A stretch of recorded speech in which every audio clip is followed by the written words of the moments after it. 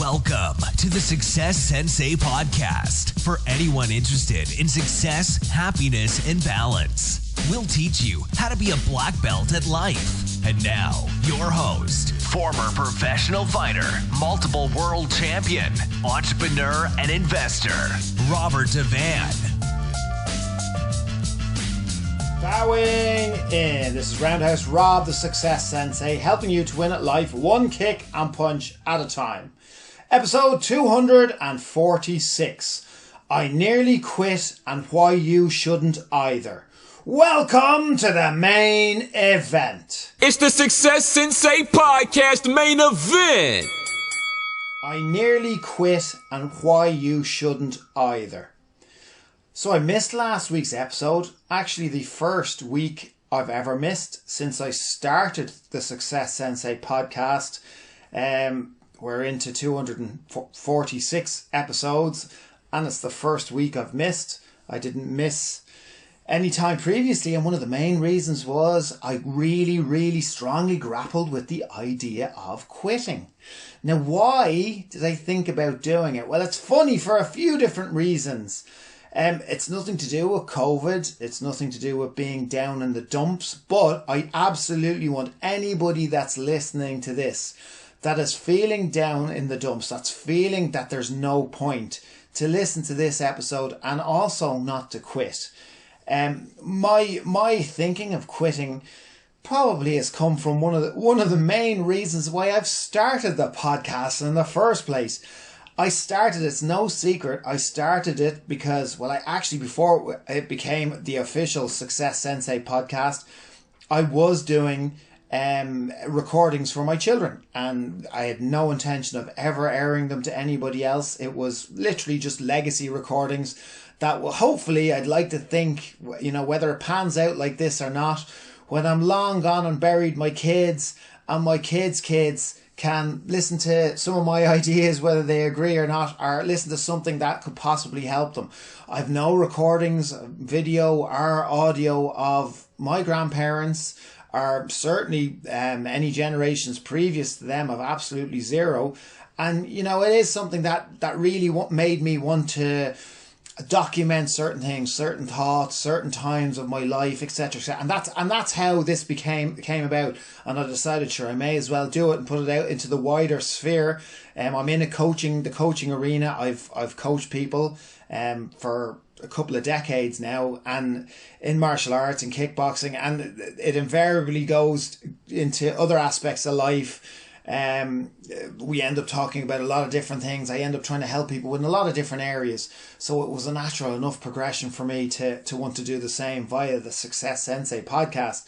But I set it up to have a legacy and to have something to give to my kids. And it's my very children who don't want me to do the episodes, who I can sense there's not dread would be the wrong word, but they don't want me to do the episode because it's taken away from play time with them. It's taking away from time with them. So the very recordings, the very episodes, the very things that I'm trying to record and the moments I'm trying to do it in on their behalf, for them and for the future potentially, the very things that they don't want me to do. They'd rather I was playing with a Monopoly or some type of board game of life, or Cluedo, or watch a bit of television, or just hang out, just play cards, or play dolls. I don't know. My kids are at the ages of right now, as I speak, 6, 4 and 1. So they're right at their formative years when they very much need as much involvement with their father as possible, as well as their mother, of course. As well as everybody that's a big influence in their life. But, that's heavily restricted at the moment due to COVID and with the lockdown. I've actually realised that, as sad as it might be, besides being a parental figure, I'm actually also their main source of entertainment, their main friend. There's no play dates, there's nothing like that going on. Thankfully, they're back to school, which was only very recently. But even up to that point, it's Mammy and Daddy who have been their main best friends. So they absolutely crave any time that I can give them away from recording the Success Sensei podcast. Now, I'm actually also very busy besides Besides, doing the Success Sensei podcast, I've managed to take on a few different projects, a few different investments, a few different things in other areas. I mean, I've done podcasts about how to keep yourself busy during COVID and maybe pivoting and maybe doing different things. And a lot of the episodes that I record is advice for myself as well. So I've gone and done that. I've possibly and potentially made myself too busy. I think I'd mentioned in a previous podcast how, I kind of envy people who are actually taking adequate rest that I feel I haven't really in this lockdown, or actually any of them.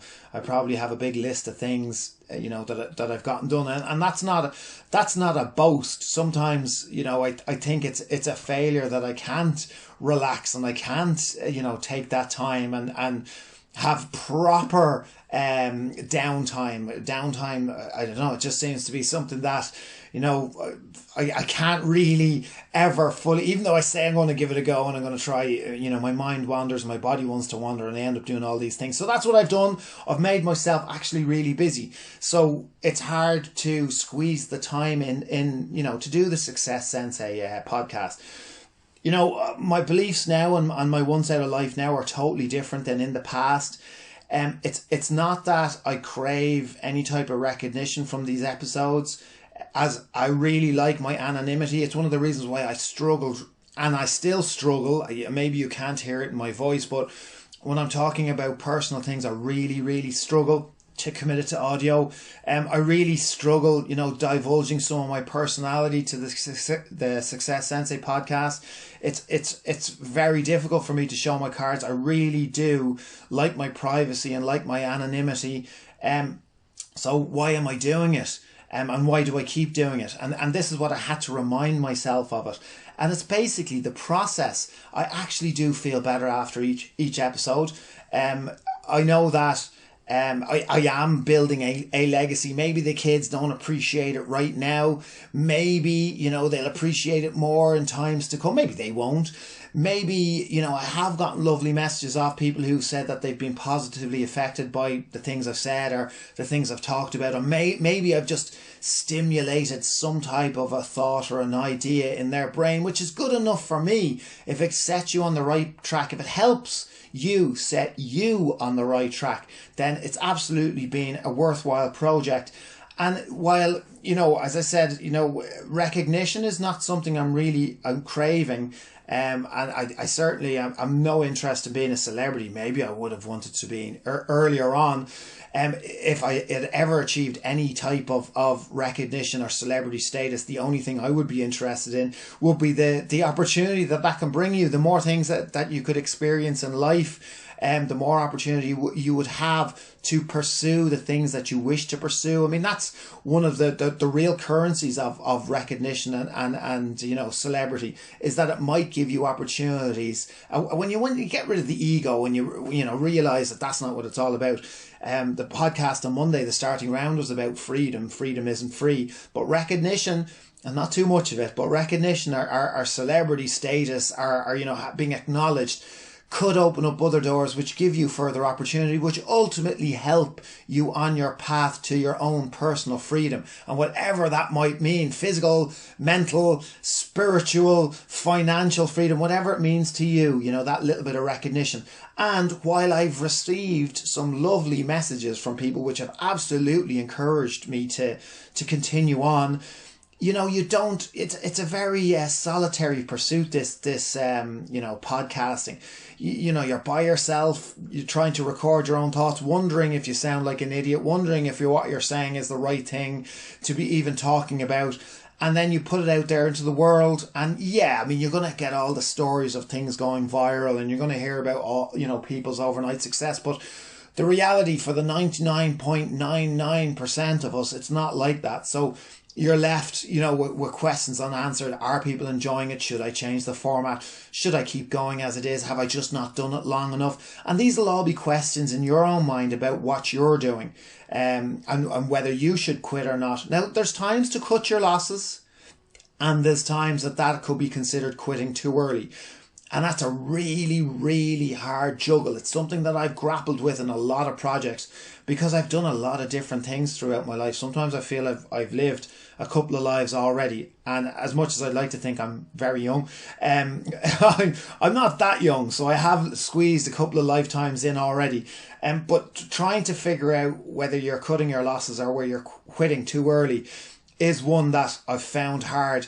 A personal example would be I went to compete in America a few times, and I also went to try my hand at acting, which would be my second love, a couple of times, and ran out of money, failed miserably. And in each occasion I was there thinking, I've run out of money. I don't want to be homeless and destitute. Am I cutting my losses, or is this part of this procedure and, I'm quitting too early? Now, I chose to cut my losses, and as life has worked out, I'm happy enough with the decisions I've made and the family that I probably wouldn't have if I'd stayed. So, it's worked out, but it doesn't mean that I didn't agonize over them. It doesn't mean that those decisions were excruciating, even after I'd made them for a long time after.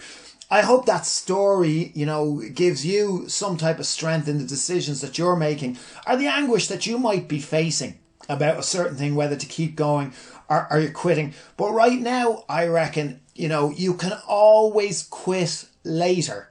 So unless it's a definitive cut your losses and it's absolutely no good for you, and you're banging your head against the wall, and the definition of insanity is doing the same thing over and over again, expecting different results. So unless you definitively know, then there's no need to quit just yet if you can always quit later. And that's something that comes from the fitness world as well. If you're going for a run, you don't have to end your run early. You can always just run a tiny bit more, because you can always quit. A minute into your run or another 100 foot, you can always quit. So you may as well keep going until you ultimately have to quit, until the decision is definitive, so that when you've made the decision, it sits a hell of a lot easier in your mind, in your spirit, in your body, than some of the decisions that I made that didn't sit easily for quite a number of years. So I hope that helps you in whatever path you're on, whatever journey you're on, and whatever goal you're striving for, whatever you're working on right at the moment. It's such an awkward, hard time. Everybody's affected by the lockdowns and the lack of freedom and the constant news and the negativity. Never mind the threatening health issues to yourself, your loved ones, and your friends. So everybody is struggling. Know that. And as much as we might feel separated, people are wearing masks, so we're not allowed to shake our hands, there are people that care. And I would absolutely love to hear from anybody. The successsensei.com. Message me anytime. I was going to say message me every time as well. But everybody I will always respond to. So send me a message anytime. I would love to hear from you. Thank you for listening. I'm Roundhouse Rob, the Success Sensei. Life is a fight you can enjoy and win. Bowing out. This has been the Success Sensei, fighting the winning fight. So add us, subscribe, like, and comment. Keep those hands up and keep moving forward.